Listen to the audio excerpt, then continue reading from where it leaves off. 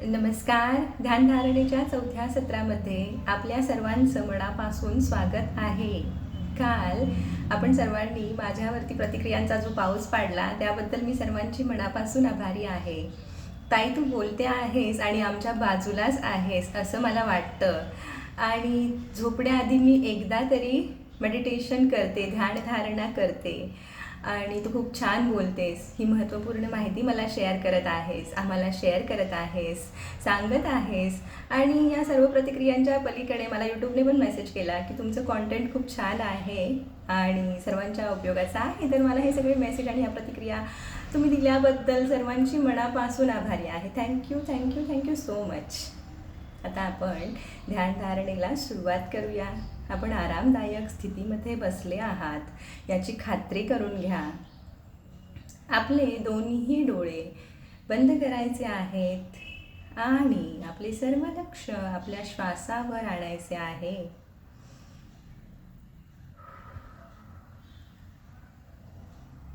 नाकाने सहजतेने लांबवर खोलवर श्वास आत घ्यायचा आहे आणि त्याच सहजतेने श्वास बाहेर सोडायचा आहे.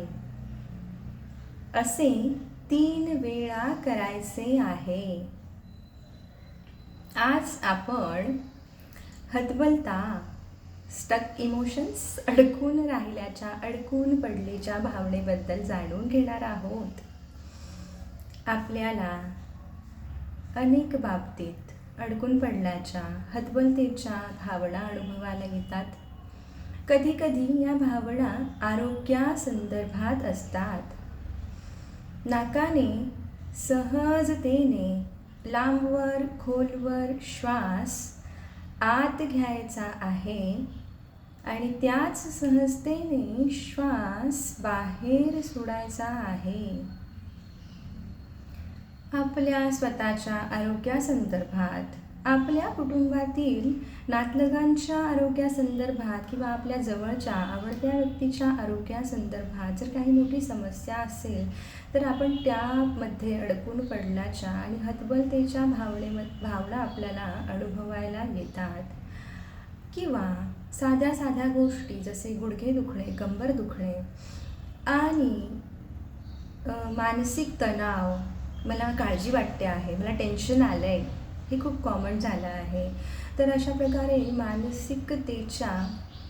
मानसिक तणावाच्या, अडकून पडल्याच्या भावना आपण अनुभवत असाल तर आपल्याला या सर्व भावना आपल्या शरीराच्या पेशीमध्ये मुळापर्यंत खोलवर रुजू न देता त्या आपल्या श्वासातून सहजतेने बाहेर काढायच्या आहेत. नाकाने खोलवर लांबवर श्वास सहजतेने आत घ्या आणि त्याच सहजतेने श्वास बाहेर सोडत असताना मनामध्ये हेतू धरूया की ज्या कोणत्या भावना मला अडकून पडल्याचा अनुभव देत आहेत, हतबलतेचा अनुभव देत आहेत, त्या सर्व भावना मी माझ्या श्वासातून मोकळ्या करत आहे, मुक्त करत आहे, रिलीज करत आहे.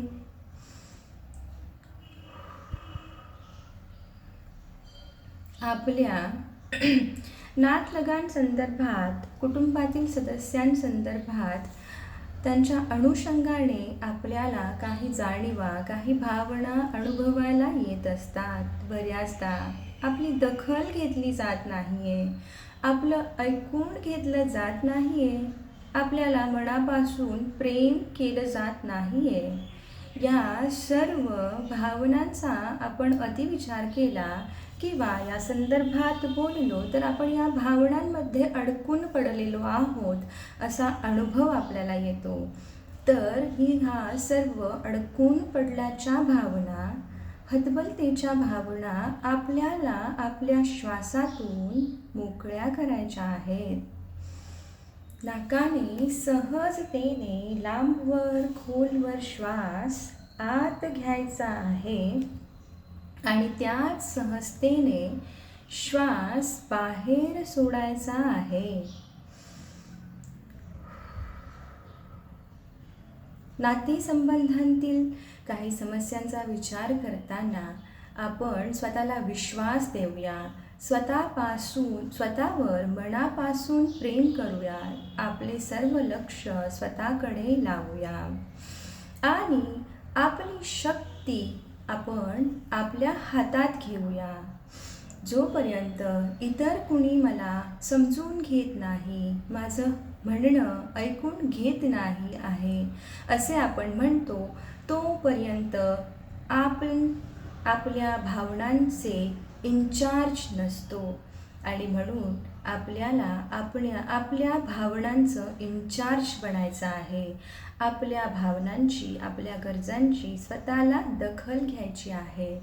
आणि हे सामर्थ्य आपण या ध्यानधारणेच्या माध्यमातून नाकाने सहजतेने श्वास आतमध्ये घ्या आणि त्याच सहजतेने श्वास बाहेर सोडा.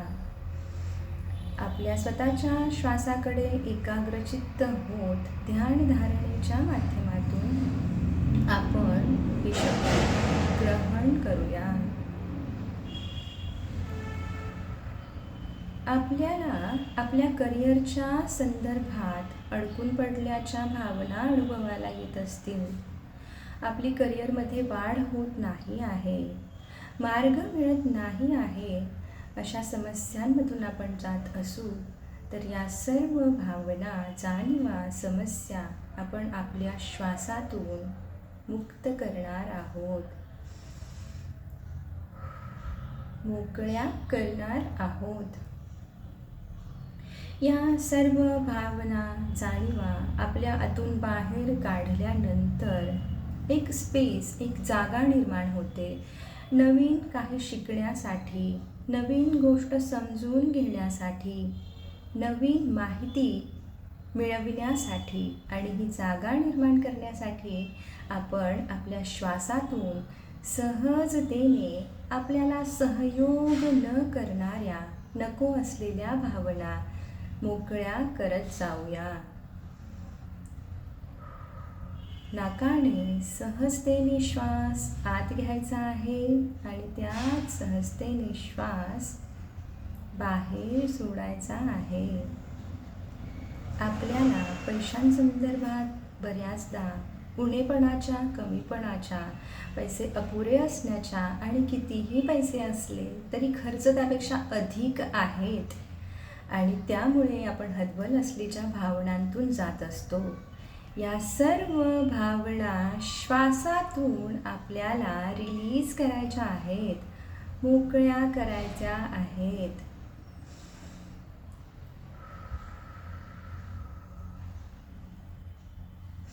आपले अनेक स्वप्न असतात, आपल्याला अनेक ध्येय असतात आणि हे ध्येय पूर्ण करण्यासाठी आपल्याला मार्ग मिळत नसेल तर आपण अडकून पडल्याच्या आणि हतबलतेच्या भावनांतून जात असतो. त्या भावना आपण अनुभवत असतो आणि या सर्व भावना आपल्याला सहजतेने रिलीज करायच्या आहेत, मोकळ्या करायच्या आहेत, श्वासातून बाहेर सोडायच्या आहेत. प्रत्येक श्वासाबरोबर आपल्याला एक विश्वास दृढ करायचा आहे आणि हा विश्वास म्हणजे आपण स्वतः अनंत अमर्याद शक्ती आहोत, आपण ऊर्जेचा स्रोत आहोत. आपल्याला जीवनात आलेल्या अनुभवांमुळे आपण या नको असलेल्या भावनांतून जात आहोत आणि त्यामुळे आपल्याला ऊर्जेच्या मुख्य स्रोतासोबत जोडले जाऊन, आपल्या श्वासासोबत जोडले जाऊन, आपल्या स्वतःसोबत जोडले जाऊन ध्यानधारणेच्या माध्यमातून श्वासावर एकाग्रचित्त होत ही ऊर्जा ग्रहण करून घ्यायची आहे आणि आपले सर्व स्वप्न पूर्ण करत आपल्याला आनंदमय अस्तित्व निर्माण करायचं आहे.